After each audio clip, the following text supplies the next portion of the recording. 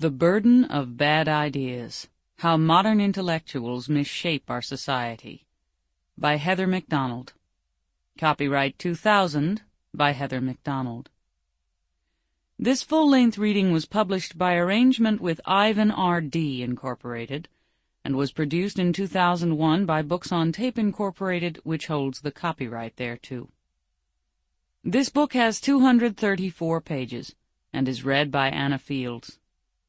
The following material appears on the dust jacket of the book. At a Brooklyn high school, students perfect their graffiti skills for academic credit. An Ivy League law professor urges blacks to steal from their employers. Washington bureaucrats regard theft by drug addicts as evidence of their disability, thereby justifying welfare benefits. Public health officials argue that racism and sexism cause women to contract AIDS. America's premier monument to knowledge, the Smithsonian Institution, portrays science as a white man's religion.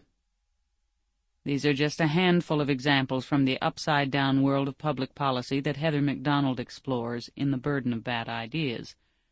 Critics have attacked the foolishness of some of today's elite thought from many angles, but few have bothered to examine the real-world consequences of those ideas. Here, one of our best investigative journalists reports on their disastrous effects throughout our society.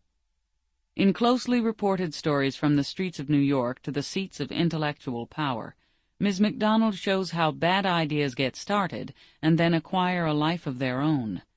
Her reports trace the transformation of influential opinion makers, such as the New York Times, and large philanthropic foundations from confident advocates of individual responsibility, opportunity, and learning into apologists for the welfare state. The prevailing orthodoxy of ideas, she finds, has affected our law schools, our schools of education, our museums, even our schools of public health, with ruinous consequences for the teaching of our children.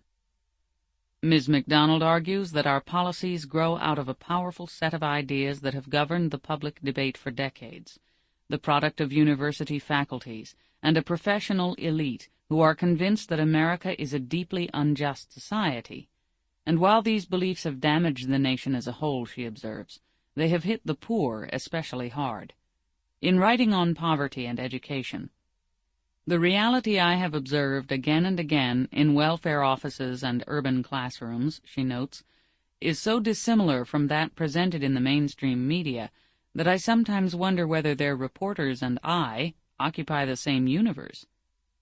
When it comes to urban problems and social policy, the burden of bad ideas is more than a breath of fresh air. It's a cold shower.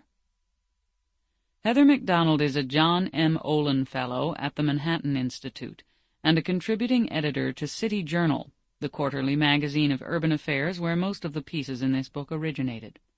She is a non-practicing lawyer who has degrees in English from Yale and Cambridge universities. She lives and works in New York City. Introduction. I once asked a mother on food stamps what she would do without them. "I'd get a husband," she replied matter-of-factly. Here was news, I thought, a tantalizing bit of evidence of welfare's corrosive effect on the inner-city family. But when I recounted this exchange in an article for one of the nation's most influential newspapers, the editor ordered me to leave it out. Quoting it, he said, would stigmatize the poor. This episode perfectly crystallizes my experience of writing on poverty and education. The reality I have observed again and again in welfare offices and urban classrooms across New York and elsewhere is so dissimilar from that presented in the mainstream media that I sometimes wonder whether their reporters and I occupy the same universe. Maybe this is a matter of my background. I came to writing about urban problems and social policy an innocent, without a preconceived theory about the neighborhoods that have dominated domestic policy debate for almost half a century now. I wanted to know not only about people's experience growing up and living in the inner city, but also their opinions about their community's problems and government's efforts to solve them. 3 things struck me above all. First was the depth of dysfunction that I often saw, the self-destruction wrought by drugs and alcohol and promiscuity, the damage inflicted on children by a world from which the traditional family had largely disappeared, though throughout the most troubled neighborhoods I found individuals of extraordinary moral strength fighting for order. Second was the extent to which government programs shaped life in the ghetto, influencing the choices that individuals made and distorting the forms that social interaction took. Finally, I was continually amazed by the trenchancy with which those I interviewed could judge their situations and the policies that had gone into making them. If you want to know how well social policies are working, I learned, ask the poor when their advocates aren't around. After a couple of years visiting welfare hotels, public housing projects, and schools in that 3-borough-wide band of educational failure known in New York as the Dead Zone, I increasingly understood that my initial lack of preconception accounted for the difference between what I saw and what the conventional press reported about the same subjects. I wanted to see firsthand as much as I could, and then as faithfully as I could to render what I saw. Too many writers and commentators, it seems to me at least, are in the grip of an inflexible ideology that prevents them from seeing clearly the reality in front of their eyes, if it doesn't square with theory. It wasn't just journalists who held that ideology, of course. It informed the social policies that were misshaping inner-city life. That was the reason journalists often had such trouble accurately portraying the ghetto.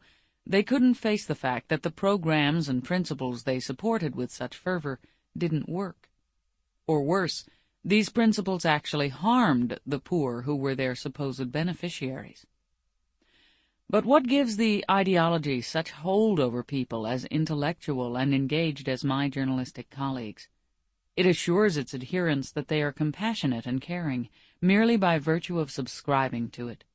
It gives them a sense of specialness, even though its core ideas have formed the nation's elite orthodoxy for decades.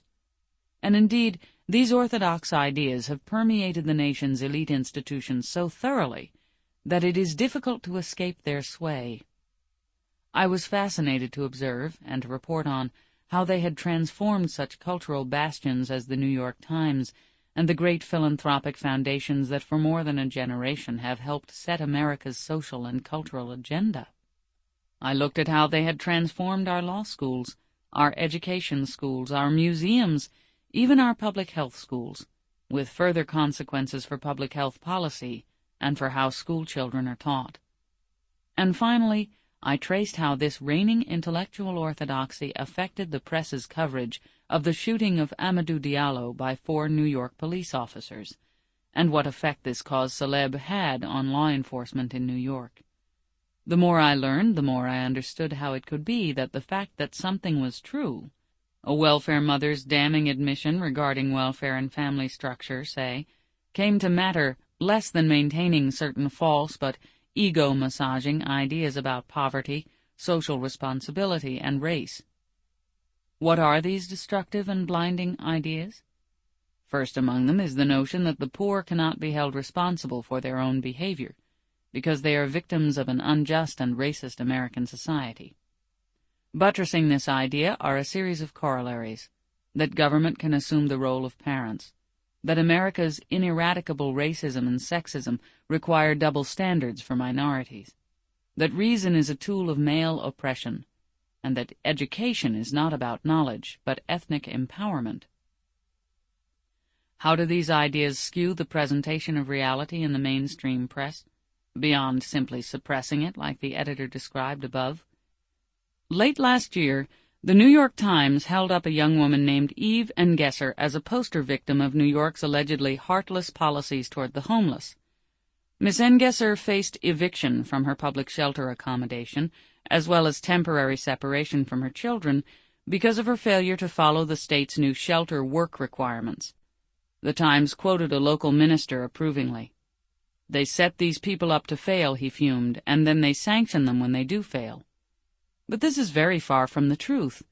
They didn't set Miss Engesser up to fail. She created her own failure.